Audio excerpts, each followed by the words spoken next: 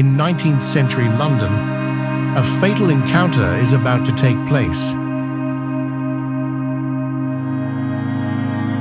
Tonight, Detective Radio brings you The Haunted Hotel by Wilkie Collins, a classic Victorian sensation novel blending mystery, supernatural elements, and psychological drama. If you like the stories we bring you, please like the video and subscribe so that we can keep bringing you engaging stories from the past.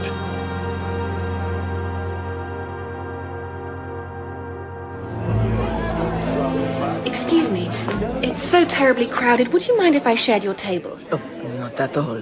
Please, feel free to do so. Thank you. Adele gives wonderful tea parties, but she does tend to ask half of London. I don't think we've met, have we? Not to my knowledge, no. My name is Agnès Lockwood. And you are? You are Agnès Lockwood? Yes. And you pretend not to know who I am? I'm terribly sorry. Should I know you? I am the Countess Narona. I see. I had no idea. Oh, you must hate me. Of course I don't hate you. No, really. It was made quite clear. I'm aware that you knew nothing of my situation. Will you believe me that when I discovered the truth, I tried to convince him to honor his obligations? Of course I believe you. But it would have made no difference. No woman would want to spend her life with a man who clearly wishes to spend it with someone else. However, in the circumstances, I'm sure it would be better for both of us. Oh, wait. Please. Can I ask you to do something for me? Let me see your face. Oh. If you insist. If you would just lift your veil for a moment. Is that too much to ask? Of course not. There. My face. For what it's worth. Oh, my evil angel. What? What is it? Odessa! Can somebody help me, please? What's the matter, miss? This lady, I think she's fainted. Can you get me some smelling salts? Oh. Agnes, whatever's happening? Oh, Adele, I don't know. She wanted to look at my face. Your face? And then she fainted. But her expression, I've never seen anyone look so frightened.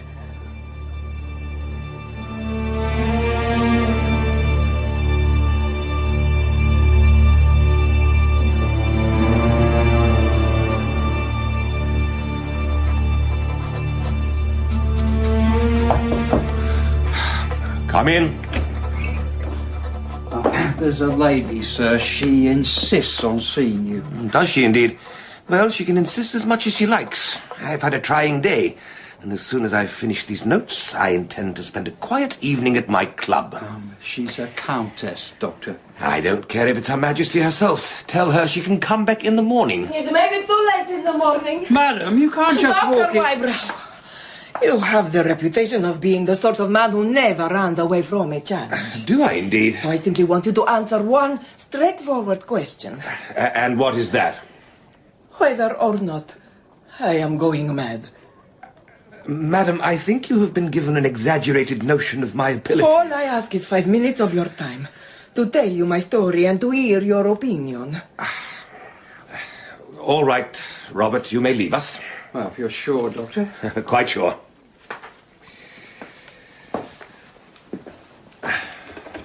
Very well, madam. You have my full attention.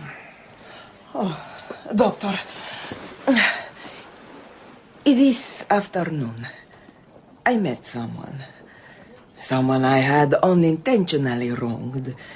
A young Englishwoman who had been engaged to the man I am going to marry. A woman of whose existence I give you my word. I had been totally unaware until after I had agreed to become his wife. I see. Indeed, When I discovered the truth, I insisted that he honored his obligation. But then he showed me a letter from the woman herself. A noble, high-minded letter releasing him from his promises. But also one that made it clear, gently but firmly, that there was no hope under any circumstances of ever renewing their relationship. Go on. He appeals to my compassion. You know what women are. I was too soft-hearted, and we are to be married this very week. I can see this has been very distressing for all parties, Contessa. But you spoke of madness. This afternoon, as I say, I met her by chance. We exchanged a few words. And then, I don't know why, I was seized with a need to study her face, to look into her eyes. But when I looked into them, I felt a terror that I have never felt in the whole of my life. A terror of what exactly? Retribution. I felt at that moment she knew I was going to commit some dreadful crime, and that she would make me pay for it. And then? I fainted. And when I recovered, she was gone. Well, tell me, am I mad? I think the best explanation I can offer is that you feel some sense of understandable guilt towards this woman, which you have tried to rationalize but can't. And that when you met her, it transformed itself into this irrational sense of foreboding. Oh, no. The mind is a strange organ, madam, which we are only just beginning to understand. Oh, is that the best you can do, Doctor? Oh, then, I really am doomed. Why, Brown?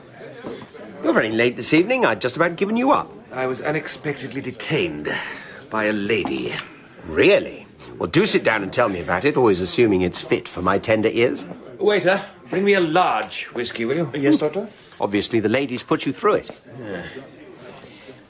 Tell me, have you ever heard of the Countess Narona? I take it that means you have. And am I to take it that you're the only man in London who hasn't?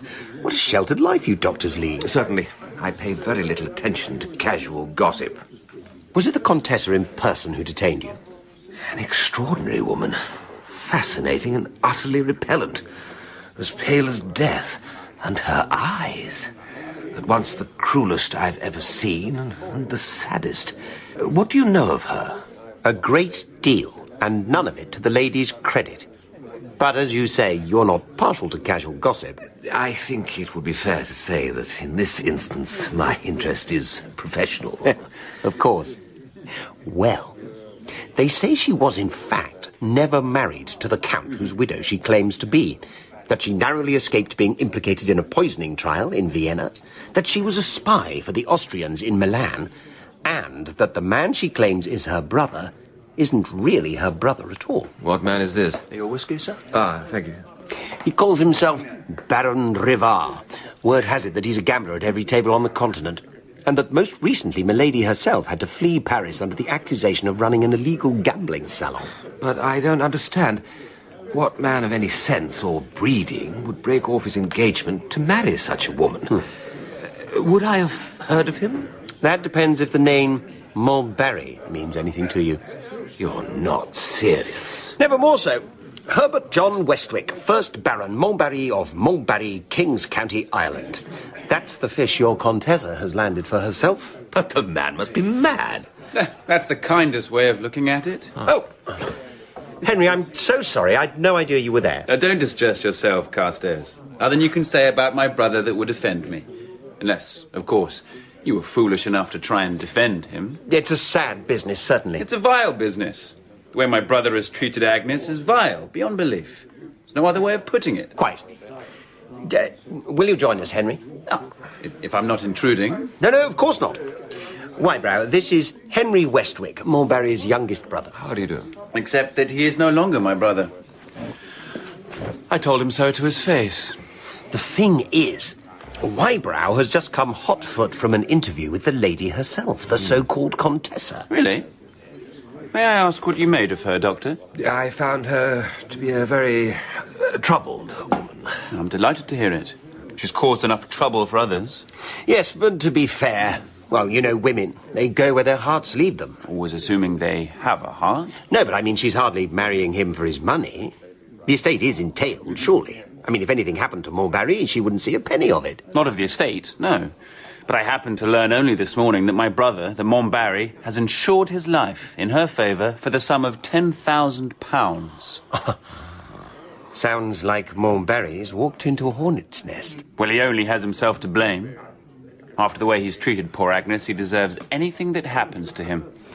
Now, if you'll excuse me, gentlemen. Yes, of course, pleasure to me. Oh, poor young devil. He certainly seems passionate about his brother's behaviour. No. He's in love with the girl himself. With Miss Lockwood? Yes. Well, they're cousins, you know. Agnès practically grew up with Herbert, Henry and Francis. He's the middle brother, next in line to the title. And Henry's been sweet on her since they were children. Rumour has it Henry even proposed to her. But she preferred the eldest brother. Agnès felt about Montbarry the way Henry feels about her. Maybe even more passionately. Montbarry and your Contessa between them, they broke Agnes's heart.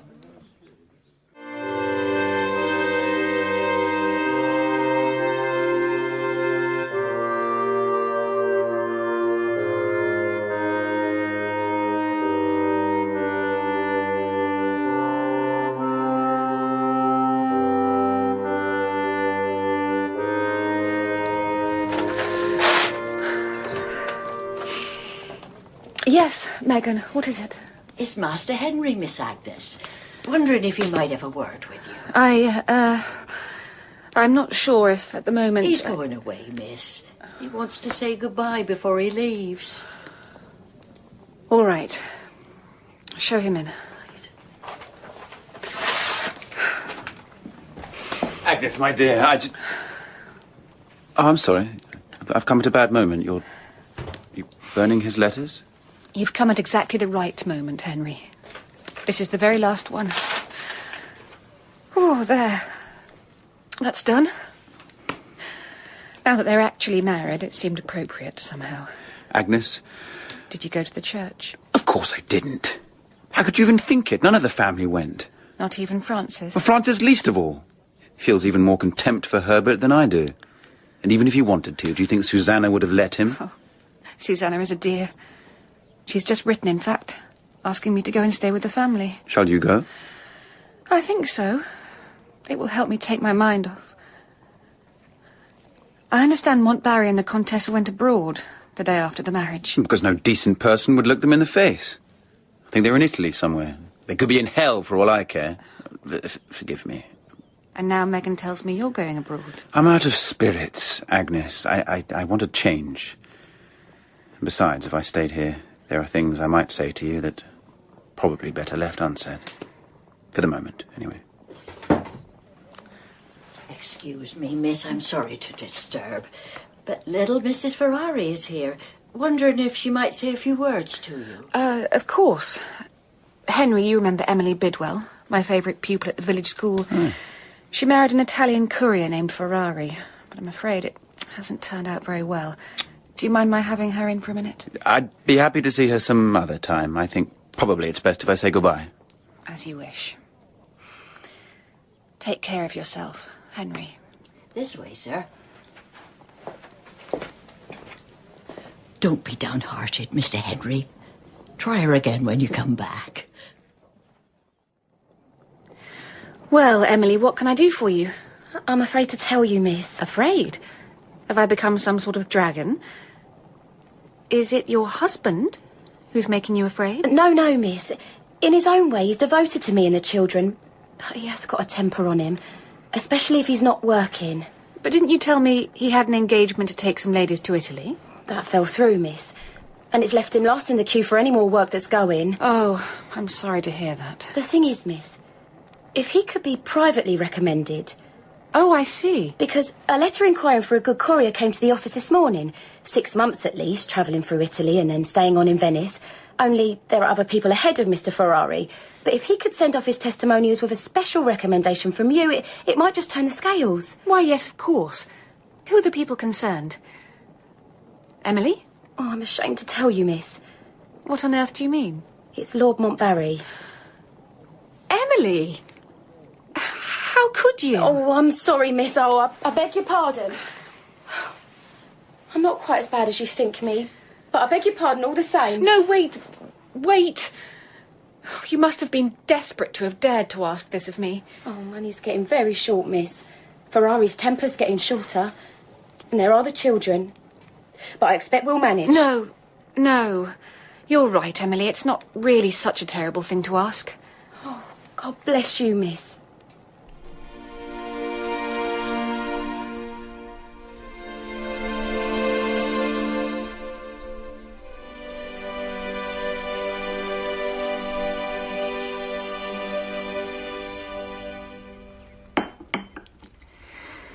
Must you really go back to London tomorrow, Agnes? Susanna, I really must. There are things I have to do. We'll all miss you, especially the children. You've been here no time at all. I've been here a good 3 months, Susanna. I can't trespass on your charity any longer. Nonsense. There's no question of charity. Or if there is, we're the ones on the receiving end. Whatever do you mean? The children absolutely adore you. In fact, Francis and I were discussing it only last night, and we were saying... No, you'd probably be offended. Susanna, what are you trying to say? We were wondering what you would think of formalising the arrangement, becoming the children's official governess. There, now I have offended you. No, you haven't. Not in the least. I think it's a wonderful idea. Really? Then you'll do it. Can I think about it? Just for a week or two? Oh, please do. Please do. And you know what travellers we are. I promise you'll see the world.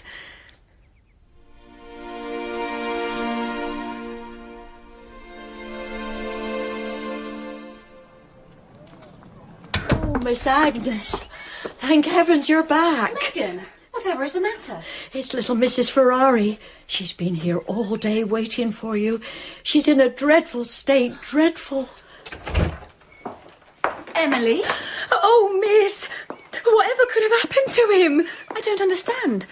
Happened to whom? My husband. It's Ferrari, Miss Agnes. He's left Lord Montbarry without a word of warning. And nobody knows what's become of him. Who told you this? The courier's office, miss. The secretary himself. Calm yourself, Emily. I'm sure there's some perfectly reasonable explanation. What explanation could there be, miss? I know he's not always the best of men, but to walk away from his employers without a word... Why would he do such a thing? Was there nothing in his letters that might give you some sort of explanation? Not really, miss. I have them all here. The last one, perhaps. It made me feel uneasy when I read it, but it still doesn't explain anything. May I? Of course, miss. Maybe you'll see something I couldn't. Dear Emily, more of my lord's economy. Instead of going to a hotel, we have hired a damp... Instead of going to a hotel, we have hired a damp, rambling old palace. Apparently, it comes cheaper for a 2 months' term. My lord tried to get it for longer. He says the peace of Venice is good for his nerves. But a foreign speculator has acquired the palace and is going to turn it into a hotel. The Baron is still with us. He and his lordship seem to disagree more and more with every passing day. What about exactly I couldn't say, but it seems to be to do with money. And it's had a bad effect on Milady as well. She was much nicer before the Baron arrived. The result is Lord Montbarry shuts himself up in his own room with his books and sees as little of his wife and the Baron as possible. The thing is, I've heard the rumours, that the Baron and Milady are something quite different from the brother and the sister they claim to be. If my lord's suspicions are once awakened, the consequences will be terrible. However, the pay is good, and I cannot afford to talk of leaving. You see, miss? He can't afford to talk of leaving, and yet within a week of writing that letter, he just ups and walks out. At least, that's what she says. She, the so-called Contessa, that's what she wrote to the courier's office. But you think she's lying? Oh, I don't know what to think. Oh, miss, what should I do?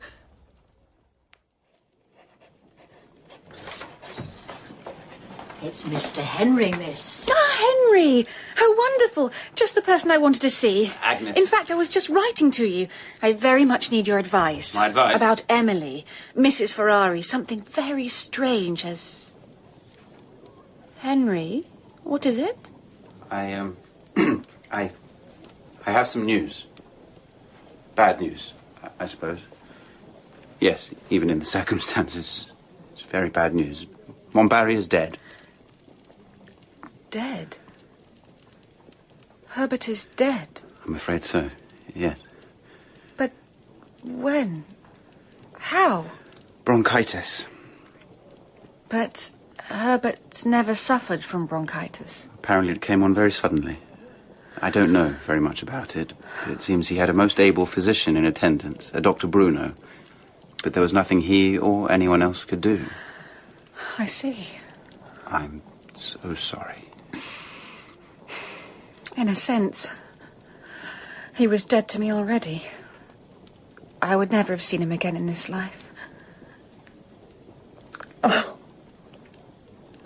I think perhaps I should lie down for a little. Of course. Megan? Megan? Whatever is it? Could you help her to bed? He's dead. Lord Montbarry. Herbert is dead. Oh, my poor, poor lamb.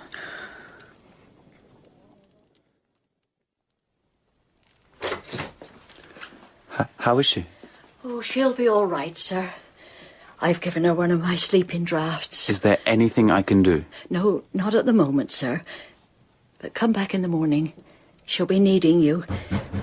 What on earth is that? Emily. Where's Miss Agnès? I have to see her. Well, you can't. She's sleeping. Emily? What's all this about? Sir, they've killed him. What? Who are you talking about? That Contessa and her Baron's so-called brother. They've murdered him. Lord Montbarry? No, my husband. The pair of them had done away with Mr. Ferrari. There's no other explanation. What on earth makes you say that? Because of this. It came in the post this morning. A cheque made out in my name for £1,000. No. And this is the note that came with it. To console you for the loss of your husband? You see, sir, it's blood money. What else can it be?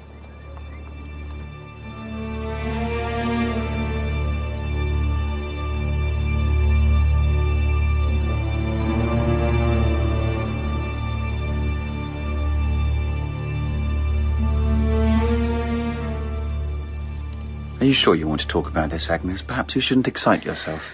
But what on earth can it mean? Who can have sent it? Well, this is the thing. We know that now. Emily made inquiries at the insurance company. It was my brother. Herbert? He sent the money. So it would appear. The doctor, Dr. Bruno. Apparently Herbert placed it into his hands with urgent instructions to put it in the post immediately. But why would he do that? I don't understand. Neither does anyone else. Well, perhaps Emily will find out the truth. She's gone to see the Contessa. The Contessa is in England? In London, at Norbury's Hotel. She arrived yesterday. But why has she come back? Oh, why do you think? To collect the £10,000 that became due to her on my brother's death. What is it you want from me? It's very simple, me lady. I come to acknowledge the receipt of the money sent to Ferrari's widow. Are you mad or drunk? I'm no more mad or drunk than you are, my lady. Ah, then you are only insolent, like so many of your countrymen. Milady. You walk in here. You mention the name of a courier who left us very strangely. Are you his wife? I'm not his wife. I'm his widow, as you very well know. Oh, it was an evil hour when Miss Lockwood recommended my poor husband to be his lordship's courier. What did you say? I said it was an evil hour when... Liar! You liar! Tell me that you're lying, or I swear to God I'll strangle you with my own hands. I don't... Tell me that you lied when you used Miss Lockwood's name just now. Oh, no. That's no good. I wouldn't believe you now if you swore it under oath. I'll believe no one but the woman herself. Where does she live? Tell me where she lives, you noxious little insect. It's her, miss. Who? The Contessa. She says she has to talk to you at once. What impertinence! Tell her to go to the devil. No, Megan, wait. Show her in. Agnès? She may have some explanation about Ferrari. I want to hear what she has to say. Forgive me, Miss Lockwood. I know you have no desire to lay eyes on me, but I have to ask you one simple question. Have you indeed? A question which no one can answer but, Miss Lockwood. When the courier Ferrari applied to my late husband for employment, did you permit Ferrari to make sure of being chosen as our courier by using your name? I have known Ferrari's wife for many years. Yes. There you are, madam. You've received your answer. I have received my sentence. Just one moment, Contessa. I have answered your question. Now, will you answer one of mine? If I can. You have spoken of Ferrari. No trace of him has been found anywhere in England. Have you any news of him? You will know what has become of Ferrari when the time is ripe. What do you mean? Someone will tell you. Perhaps your ladyship will be the person.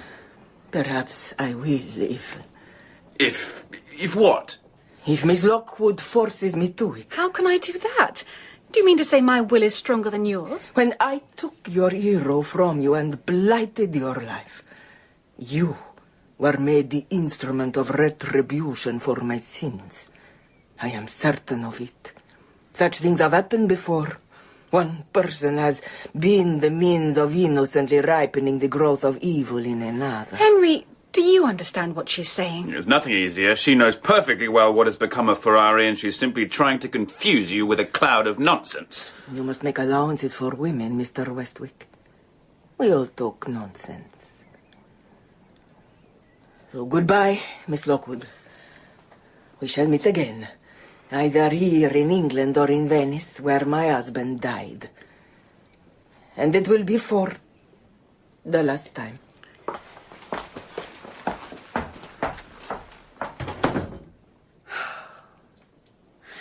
Do you think she is mad? I think she is simply wicked. I believe she came here to enjoy the luxury of frightening you. She has frightened me.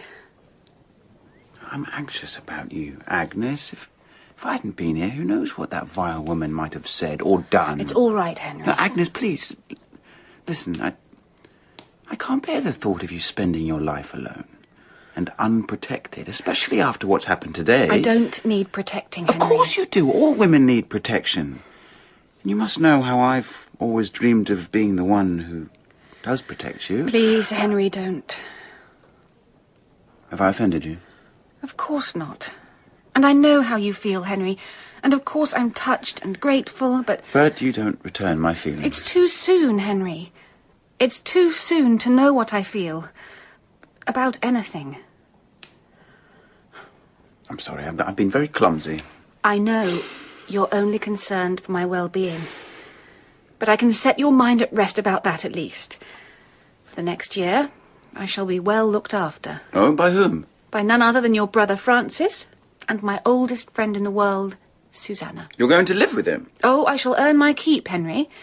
I shall spend my time as governess to their delightful children. Yes, but... It will give me time to think, Henry. To recover. To sort out the jumble in my poor, confused head. When you say sorted out... Please, Henry. I've no idea what I'll be feeling a year from now.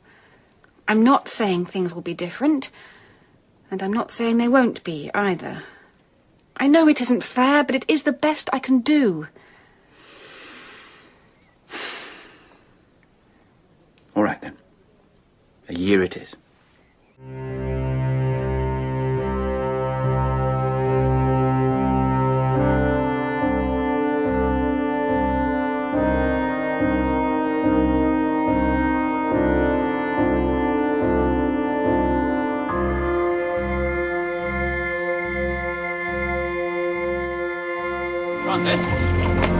Francis! Good Lord, Henry! Is it really you? It's really me, big brother. But I had no idea you were in Paris. I wasn't, until an hour ago. I've just got off the train. Well, well. But what are you doing here? What do you think? Come to see my nieces and nephews. Haven't laid eyes on them for over a year. I see. Well, touching as this display of avuncular devotion undoubtedly is, you're sure it isn't their governess you've come to see? Well, Agnès, too, of course. How is she? As sweet and charming as ever. But has she recovered to any degree? You'd better come back to the hotel. Perhaps the sight of you will put some colour in her cheeks. Agnès, are you busy? Not in the least. Simone has taken the children to the Tuileries, and I'm doing my best to correct their mathematics. Good. I've timed it perfectly. I have a surprise for you. Henry! He arrived in Paris this very morning. Agnès, it's wonderful to see you again. Well, I'll leave you to it. I have various things I must attend to.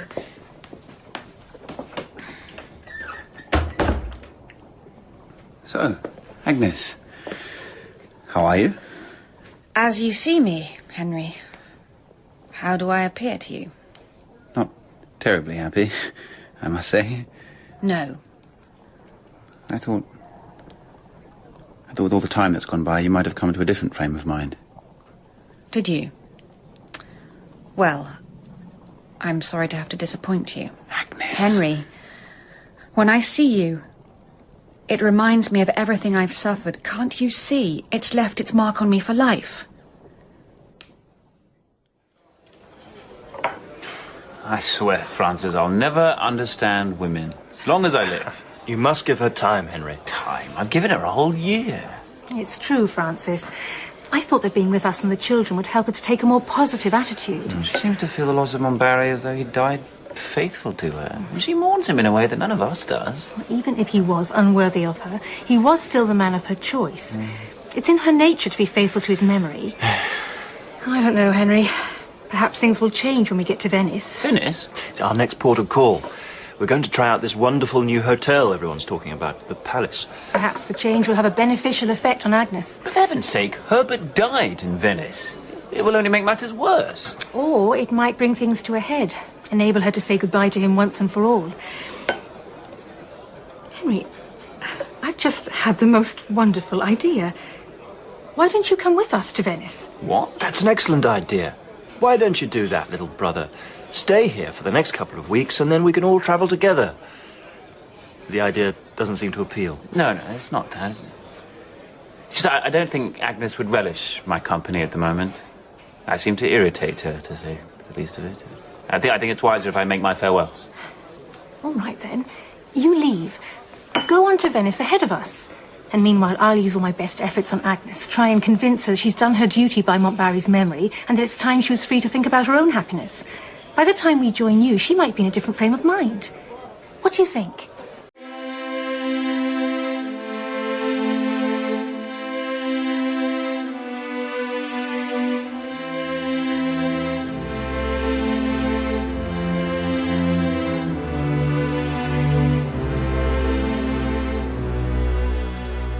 Your cigar, signore. Thank you. Can I fetch you anything else? No, that's all. Thank you. It's a lovely night, isn't it, signore? Yeah, certainly is. Lovely night in a lovely city. Good night, signore. Good night. Oh. Hello? Who's there? You? Mr. Westwick. For a moment, I couldn't believe it. Contessa, what are you doing in Venice? I heard you and your brother had gone to America. Oh, you heard correctly. May I sit down? I'm smoking a cigar. I like cigars. Well, sit down then. I can't stop you. Thank you. So I take it you lost your appetite for things American? I lost more than my appetite. I lost my companion. Oh, I see. He found more congenial company?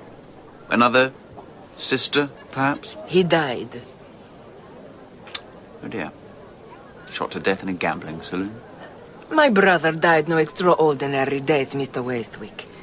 He sank with many other unfortunate wretches under a fever prevalent in a city we happened to be visiting.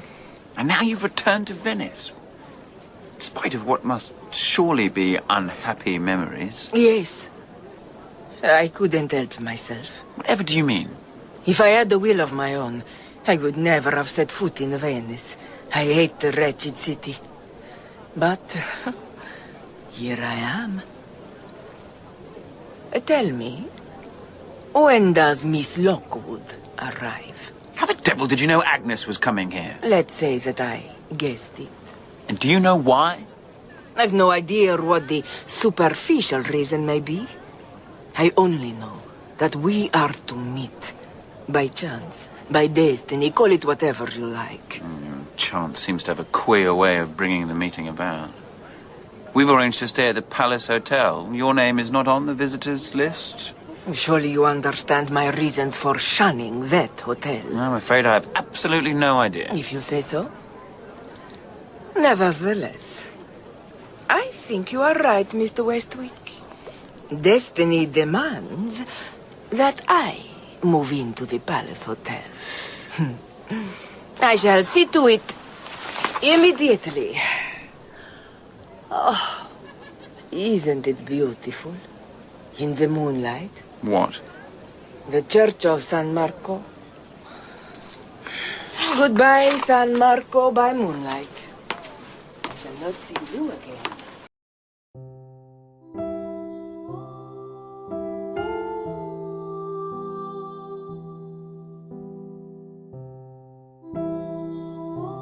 He's here? In Venice? More than that, she's moved into the palace.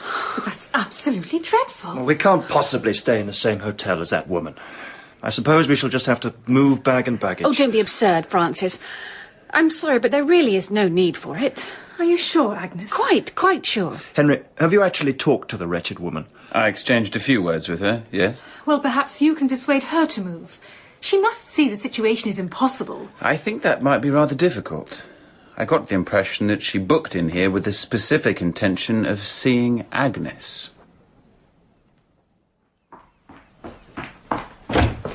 You, boy, come here. Yes, Signora, how can I be of service? Tell me, do they pay you good wages for the job you do?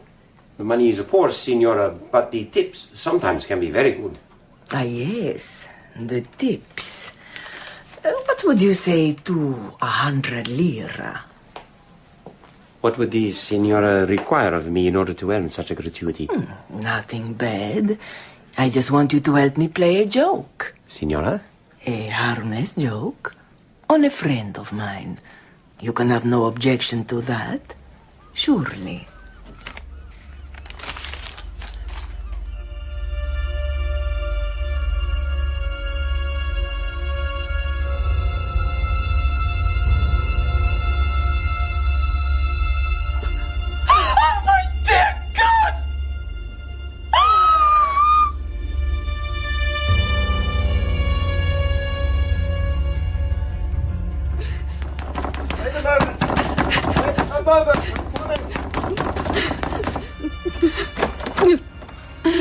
Agnès, my dear, whatever is it? Oh, Francis!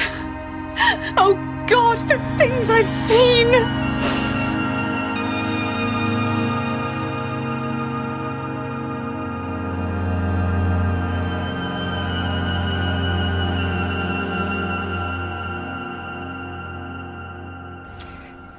another sip, my dear?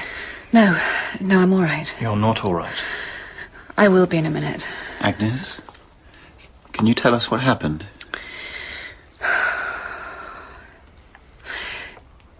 It was the room. I had to sleep in a different room. Why?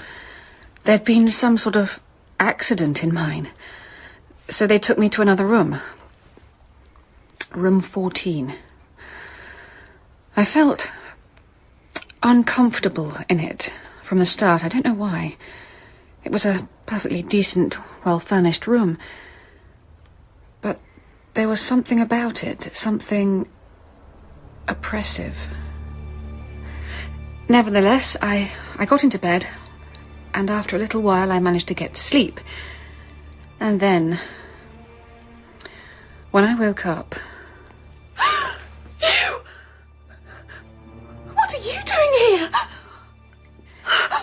It was the Contessa, sitting in a chair opposite the bed, looking straight at me. Except she wasn't looking at me, she was asleep. Either that or she'd fainted. Wake up! How dare you? How did you get in? I shouted at her, but she didn't answer. Didn't stir, just went on sitting there. Leave the room! I'll call for help! But still, she didn't move. And then...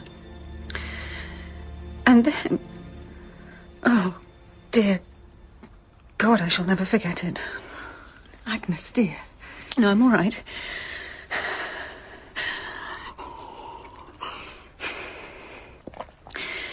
It was a head. A terrible, human head, floating in the air in the middle of the room. I've never seen anything like it. There was no flesh.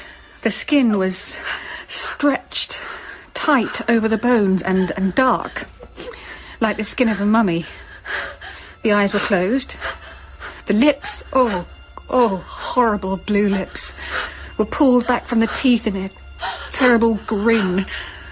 For a moment it seemed suspended between the floor and the ceiling, and then it started to descend towards me. Oh, my dear God.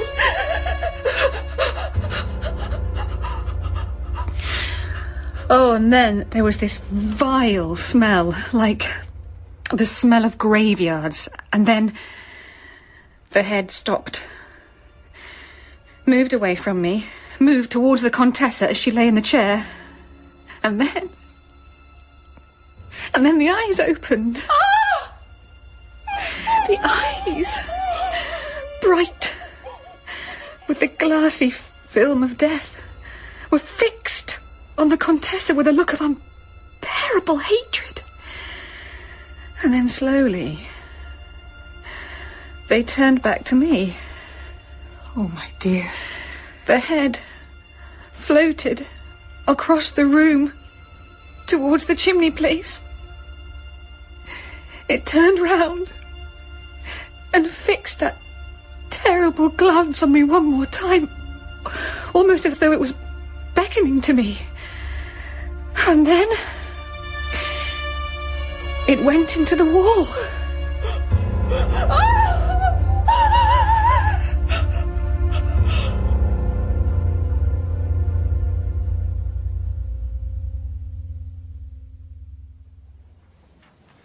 And you say this is where the head disappeared? Just there, at this very spot.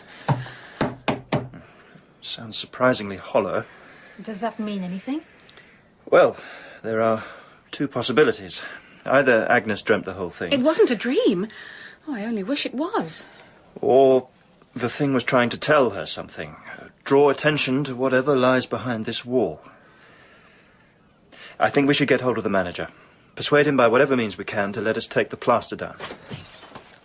Ah, Henry. I've just learnt the most extraordinary thing. I was talking to the servant who made you change rooms last night. I put the fear of God into him, and he finally told me the truth. About what? There was nothing wrong with your original room. He was paid to trick you into sleeping here last night. Paid by whom? By the Contessa. I'm right, aren't I, Henry? You are. She wanted me to sleep here last night. She wanted me to see what I saw. I think it was her way of confessing. Confessing to what? I shudder to think. Well, one thing. The misbehaviour of one of his employees might give us a little leeway with the manager. All right. Stand well back.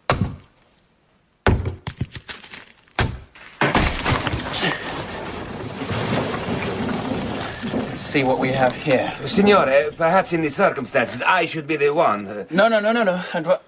I'd rather see for myself.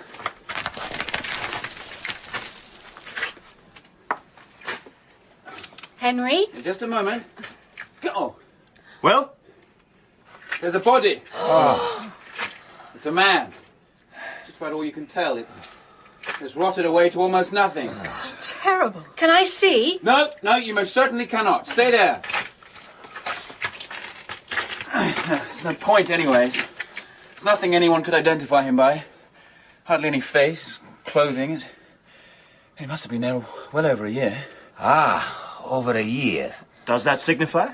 I was merely thinking, Signore, that the hotel has only been open a few months. Whoever is responsible for this terrible thing, it must have been before that time. But surely during the rebuilding? No, Signore. This part of the palace was left unaltered. Some decorating, yes, but the structure was left exactly as it was. Ferrari. What? What do you mean? In his last letter to Emily, Ferrari said Herbert was angry because he could only rent the palace for a few months. It was going to be turned into a hotel. This must be the place. It's possible, I suppose. I'm certain of it. I think this is the room in which Herbert died. That's why the Contessa wanted me to sleep here. Yes, but even so, it doesn't account for the body behind the wall. Poor Emily. Emily? It's Ferrari, I'm sure it is. Of course, you're right. They put him there. They? The Contessa and her so-called brother. Ferrari never walked out without giving notice. They killed him and hid his body behind the wall. But why? Because he knew something about Herbert's death. I don't care what the famous Dr. Bruno says. I've always known there was something suspicious about Herbert dying of bronchitis. Ferrari must have found out the truth. And they killed him to shut his mouth. No, I am sorry, Signore. There can be no doubt at all. I will stake my reputation. Your brother died a natural death. But couldn't there have been some sort of poison? No, there is no poison that can imitate the symptoms of bronchitis, and all the symptoms were present. Symptoms? Yes, difficulties in breathing, fever, occasional lapses of the mind. What do you mean, lapses? I would speak to him in English, and he would answer in Italian. I would switch to Italian, he would answer in English. It was no matter. Most of the time, he could hardly speak at all. Go on. I attended him for 3 days, giving him what medical care I could. For a time, I thought he might rally, but on the 4th day, he contracted severe pneumonia. By the 5th day, he was dead. Before he died, did he ask you to do anything for him? Yes, he gave me a letter. He begged me to post it for him. His eyes were full of entreaty, like those of a spaniel. Do you remember who it was addressed to? Of course, yes, to a Mrs. Emily Ferrari. I still can't imagine why he did that. Why it was so important. I do not know, Signore. He said nothing. Now, is there anything else I can help you with? Yes, actually, Doctor. There is one last question I'd like to ask. You go up and tell the others, Henry. I'll wait here. Will you be all right? Yes. I'll sit on the veranda. There's so much to think about. Oh, I'll be back directly. You're sure you'll be all right? Quite sure, Henry. Off you go. Mr. Lockwood. Oh, yes. What is it? I have a message for you from the Countess Narona. It's a little strange. Perhaps you will understand it. What did she say? She said it was time for you to keep your final appointment. Is she in her room? No, she said she would wait for you on the Ponte della Paglia. Where is that? It is near the Bridge of Sighs, by the Grand Canal. Ah, yes, I know it. When Mr. Westwick comes back, will you tell him where I've gone? You will not wait for him? No. This is a private appointment. So, you are here at last. Yes, I'm here. Beautiful, is it not? The moonlight on the water. I see from your face that you know everything. I know nothing. I have guessed a great deal. We went to see the doctor who attended Herbert when he was dying. He said something very strange. And what was that? He said that in his delirium, Herbert lapsed back and forth between English and Italian. But Herbert knew almost no Italian. Perhaps he learned it on his travels. And the doctor said something else. He said when Herbert asked him to post the letter to Mrs. Ferrari, his eyes were full of entreaty, like a spaniel's. It seemed an odd way to think of Herbert. So I asked the doctor one more question. Yes? I said, do you mean his eyes were brown, like those of a spaniel? And he said yes. Well, Herbert's eyes were blue. Blue as the sea. It was Ferrari's eyes that were brown. It wasn't Herbert, was it? Who died in that bed? It was Ferrari. You discovered that Ferrari was ill, knew that it was bound to be fatal, and so you found the perfect plan for killing Herbert with impunity. Ferrari would pretend to be Herbert all the time Dr. Bruno was treating him. In exchange, you would care for Ferrari's wife and children to the tune of £1,000. Poor, wretched man. How could he refuse? It's the truth, isn't it? Why do you even ask? You know everything. No. I don't know what happened to Herbert.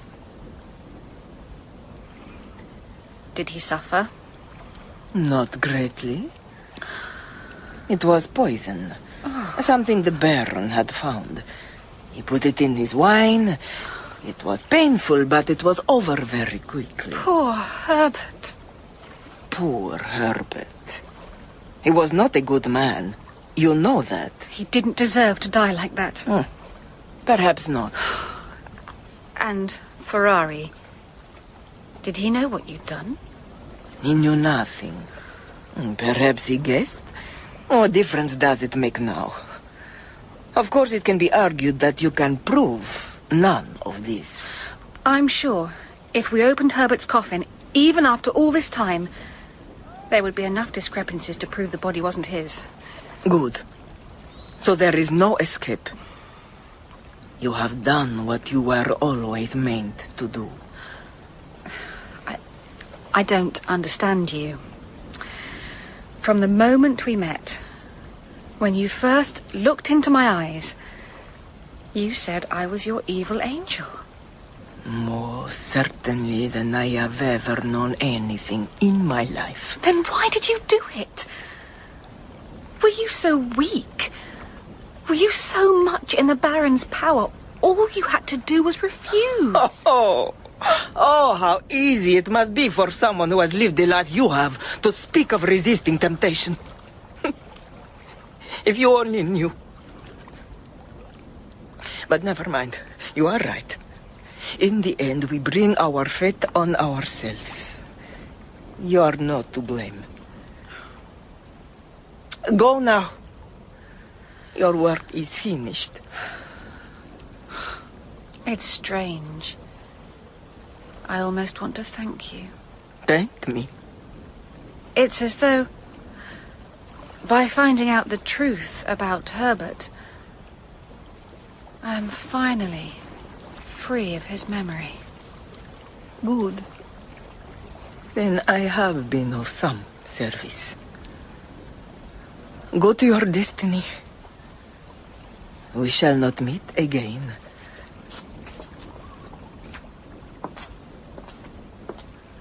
Pray for me.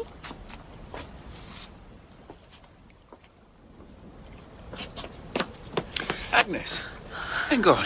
I was worried about you. Oh, there was no need, Henry. I was simply keeping an appointment. How could you let yourself be alone with that woman, knowing what she's capable of? It's done now, Henry. It's finished. Finished? It's only just begun. I'm going straight to the authorities to tell them everything we know. What was that? Nothing. Really? I thought I heard... Perhaps she's found some sort of peace. What? I don't understand. Never mind. Henry, would you like to take me home now? Agnès, you very well know I've been waiting all my life to take you home. Good. Let's go then, shall we?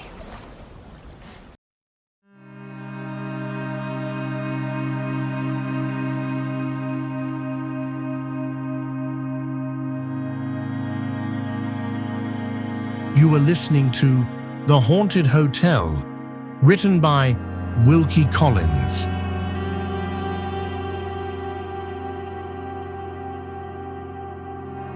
Thank you for tuning into Detective Radio.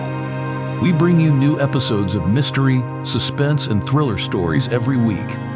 To keep getting our updates, give us a like and subscribe and hit the notification bell. Good night. Stay alert. Until the next crime.